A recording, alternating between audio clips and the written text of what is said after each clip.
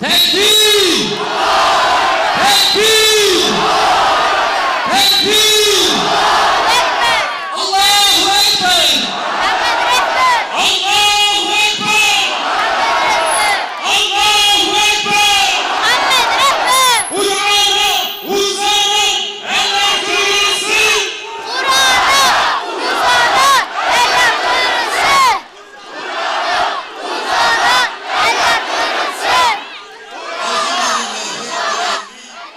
Ve salatu ve selamu ala Resulina Muhammedin ve ala alihi ve ashabihi ecmain.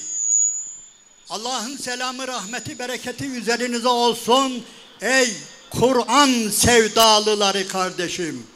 Önce peygamber sevdalılarıydınız ve bu isimle ve bu meydanla, dikkat ediniz, bu istasyon meydanı bir peygamber sevdalısı mahşeri ayağa kaldırmıştı ve devam ediyor. Gerçekten peygamber sevdalıları ortaya çıktığı günden itibaren Türkiye'de tarih yazılmaya başlandı. Şimdi de Kur'an sevdalıları olarak dünyada ayağa kalkıyorsunuz ve gerçekten tarih yazılıyor şu anda. İnanınız şu kalabalık var ya, ne Nevruz'daki kalabalığımıza benziyor, ne öteki kalabalıklarımıza benziyor. Ucu bucağı hiçbir yeri gözükmüyor. Onun için bunu bir yere kaydedin. Kur'an sevdalıları diye bu ayağa kalkışımız, tarihin sahnesinde yer alışımız, inanın tarih için bir dönüm noktası olacaktır. Nasıl ki peygamber sevdalıları olarak ayağa kalkışımız Türkiye'de bir tarih olmuşsa, Kur'an sevdalıları olarak ayağa kalkışımız da aynı şekilde Türkiye'deki her şeyin, toplumsal hayatın gidişatını değiştirecektir. İyi dikkat ediniz. Kardeşlerim, biz Kur'an'a saldırıları yadırgamıyoruz. Çünkü o Kur'an daha hemen indiği zamanda kafirler demişlerdi ki Bismillahirrahmanirrahim. Allahu Teala öyle anlatıyor. Ve kâlellezîne keferû lâ tesma'û lihâzel Kur'âni velgav fîhi leallekum teglibûn. Kafirler dediler ki dinlemeyin şu Kur'an'ı, yaygarayı basın, susturun, ancak bu şekilde galip gelebiliriz dediler. Evet, Ebu Cehiller, Ebu Lehebler, As bin Vailler çare olarak bunu düşündüler. Çünkü Kur'an'ı dinleyen teslim oluyordu. Kur'an'ı dinleyen gençler, gelinler, kadınlar, kızlar hepsi derhal Kur'an'a teslim oluyorlardı ve bir çare buydu. Susturun dediler. Susturun şu Kur'an'ı ki leallekum taglibun. Ancak bu şekilde galip gelebiliriz dediler ve galip gelemediler. Galip gelemediler. Bugün Kur'an'ı yakanlar, yaygarayı basanlar, susturmaya çalışanlar, saptırmaya çalışanlar da asla galip gelemeyecektir. Özellikle iyi dikkat ediniz. Avrupa'ya sesleniyoruz buradan. Ey Avrupa, Kur'an sana gelmiştir. Vallahi o peygamber Hazreti Muhammed sana gelmiştir. Allahu Teala öyle buyuruyor. Bismillahirrahmanirrahim. Ya ehlel kitabi kad câekum rasuluna. Ey ehli kitap, size Resulüm geldi. Size Resulümü gönderdim. Ey ehli kitap. Dikkat ediniz. Allah'ın bu hitabı varıp ulaşacaktır, ulaşmıştır. Bundan sonra daha da iyi ulaşacaktır. Ey Avrupa, Kur'an'ı susturamayacaksın. Kur'an'ın önüne geçemeyeceksin. Ey Avrupa'nın sapkınları, Kur'an'dan kaçamayacaksınız. Nereye giderseniz gidin hemen yanı başınızda Kur'an olacak. Kur'an karşınıza dikilecek. Kiliseler dikilemedi. Papazlar dikilemedi. Ve erkeği erkekle evlendirmeye karar verdiler, pes ettiler, bittiler, tükendiler. Onun için Allah Kur'an'ı gönderdi. Onun için Allah Resulünü gönderdi. Ve bu Resul, bu Kur'an inanınız ki dünyanın her tarafına varacaktır, varmıştır, varmaya da devam ediyor. Sadece o yaktıkları Kur'an değil varan, o Kur'an'ı yüreğinde taşıyan yiğitler, ağzında taşıyan yiğitler, o Kur'an'ın edebiyle edeplenen, hayasıyla hayalanan kızlarımız, gelinlerimiz Avrupa'nın her yerinde var olacaklardır. Ve onun için sapkınlar hiçbir zaman rahat edemeyeceklerdir. Hep karşılarında ya Kur'an'ı bulacaklar, ya Kur'an'ı yüreklerinde, yüzlerinde, simalarında taşıyan Müslümanları bulacaklardır önlerinde, yurtlarında, iş yerlerinde, mahallelerinde. Onun için kardeşlerim iyi dikkat ediniz. Allah-u Teala kendi kitabından bahsederken hem de ehli kitaba hitap ederken diyor ki: Ya ehler kitabı kad ca'akum rasuluna yubeyyinu lekum kesiran mimma kuntum tuhfuna minel kitabi ve yafu an kesir. Kad ca'akum minallahi ve kitabin münir. İyi biliniz ki size Allah'ın kitabı, nuru gelmiştir. Onun için Allah'ın nurundan, Allah'ın ışığından yarasalar gocunur. Yarasalar düşman olurlar. Aydınlığın düşmanları her zaman yarasalar olmuştur. Sapkınlar olmuştur. Bozguncular olmuştur. Ama fayda etmeyecektir. Allah'ın nuru hocalarımızın okuduğu gibi sadece bu coğrafyalarda değil, Allah'ın izniyle her yerde, Avrupa'da da, Amerika'da da, Rusya'da da ne olacak? Allah nurunu tamamlayacak. Vallahi şu kalabalıklardan daha büyük kalabalıklarla bugün Moskova'da yani bayram namazları kılınıyor. Belki şahit olmuşsunuzdur. Allah böyle nurunu yayıyor. Peki bu Kur'an'a düşmanlık edenlere biz niye buradan karşı çıkıyoruz? Onlar istedikleri kadar özür dilersin. Yani havlasınlar, ürsünler, o önemli değil. Ama devletleri gavurluk yapıyor. Bireyler olsa, sadece bireyleri yapsa bunu biz belki bir şey demeyiz. Yine teslim olur Allah'ın izniyle. Bir gün düşmanlık eder, öteki gün okur ve teslim olur. Ama işin içine devletleri geliyor, hükümetleri karışıyor ve bu işi yapanlar Avrupa devletleri, Avrupalı hükümetleri, iktidarları bunu yapıyor. Onun için biz burada Müslüman fertler olarak, bireyler olarak görevimizi yapıyoruz. Ama lütfen İslam ülkelerinin yöneticileri de görevlerini yapsınlar. İslam ülkelerinin hükümetleri, iktidarları, bakanları da, meclisleri de görevlerini yapsınlar. Bu millet Kur'an için yaşıyor. Bu millet peygamberi için yaşıyor. Peygamberi için de en-nebiyyü evlâ bil mü'minîne min enfusihim. Yani o nebi var ya, o peygamber müminlere mallarından, canlarından, her şeylerinden daha kıymetlidir. Kadri kıymetidir. Kitapta öyle, Kur'an'da öyle. Onun için eğer bu milletin yanında Kur'an'ın, peygamberin, İslam'ın bir değeri varsa lütfen ey bu milleti yönetmek için başa geçenler, bu milletten yetki alanlar,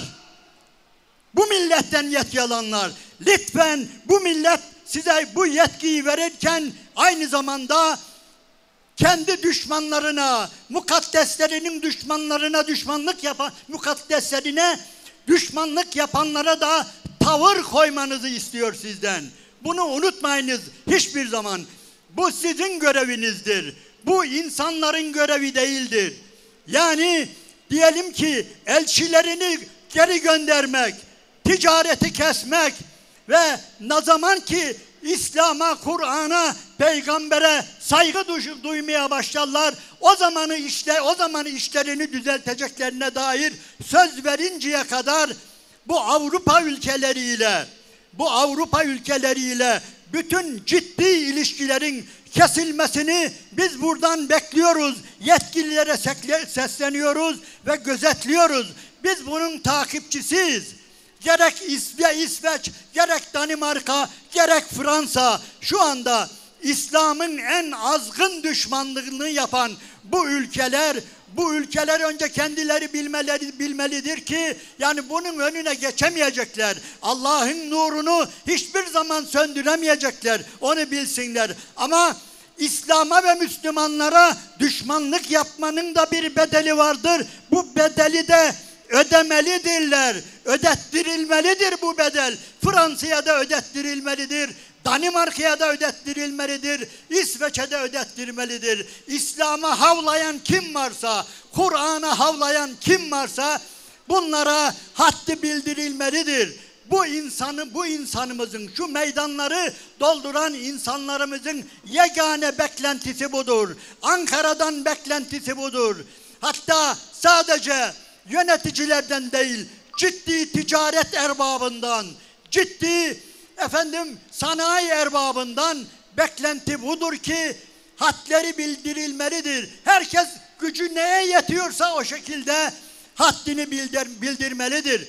Onun için muhterem kardeşlerim, biz gerçekten Kur'an sevdalıları olarak elhamdülillah bugün Rabbimize sevdamızı gösterdik, ispat ettik.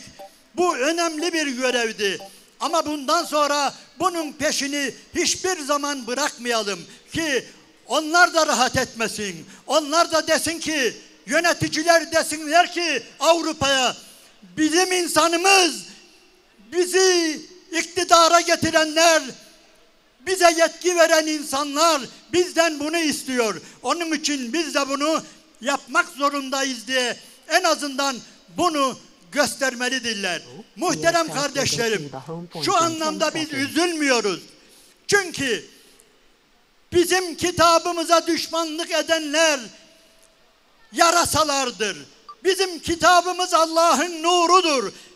Bizim peygamberimiz özellikle Allah'ın nurudur. Ya eyyühen nebiyyü inna ersennâke şahiden ve mübeşşiran ve nezîrâ ve da'iyen ilallahi biiznihi ve siracen münira. Ey Nebi, sen var ya Allah'ın izniyle Allah'a davet eden bir uyarıcı, bir beşir ve özellikle Allah'ın ışıl ışıl yanan bir nurusun, siracı münirsin, aysın, güneşsin diyor Allahu Teala Ahzab suresinde peygamberine.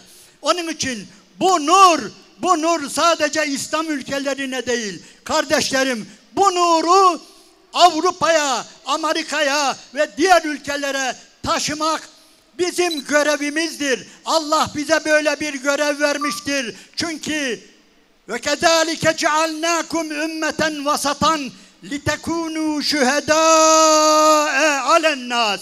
Bütün insanların üzerine şahit olarak bir de bizi gönderdi. Yani o peygamber vefat etti ama Allah o peygamberin ümmetini, şu ümmeti onun yerine vekil kıldı. İnanınız bu böyledir.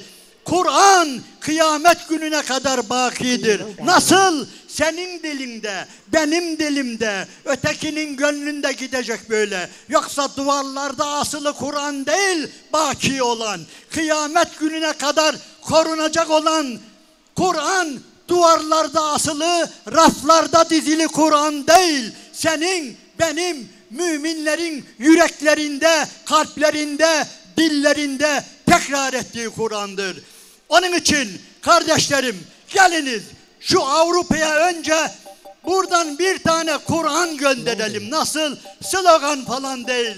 Ben de istirham ediyorum. Elinizde Kur'an varsa onu havaya kaldırın ve hepimizden okuduktan sonra bizim bildiğimiz Fatiha'yı eksiksiz çok sesli bir şekilde bağıralım. Bismillahirrahmanirrahim. Elhamdülillahi Rabbil alemin. Errahmanirrahim. Maliki yevmiddin.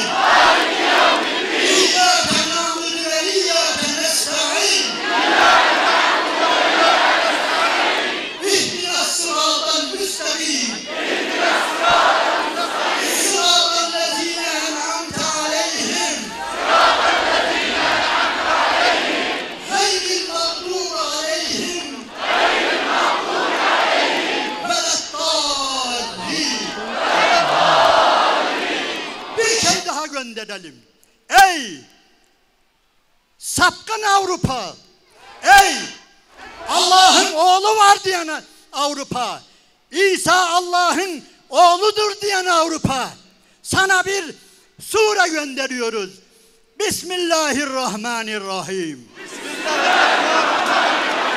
Kul huvallahu ahad. Allahu samed. Lem yelid ve lem yulad ve lem yekun lehu kufuven ahad. Sadakallahu'l-azim. Avrupa'ya göndereceğimiz en önemli mesaj budur. Evet, sapkın Avrupa'ya, haşa Allah'ın oğlu var diyen, Meryem tanrıçadır diyen, Allah doğmuştur, doğrulmuştur, bedenleşmiştir diyen sapkın Avrupa'ya işte özellikle ey Avrupa diyoruz ki inan bu sure size inmiştir ya. Dikkat ediniz. Kardeşlerim, ben sözümü burada noktalıyorum. Yalnız bir istirhamım var. Ya bu gavurlar bu Kur'an'ı niye yakıyor? İçinde ne var diye. Okumayan kardeşlerim, lütfen eve gidince şu Kur'an'ı bir okuyalım. Şu Kur'an'ın mealini bir okuyalım. Ya bu kafirler niye yakıyor? Bu kafirler niye gocunuyor?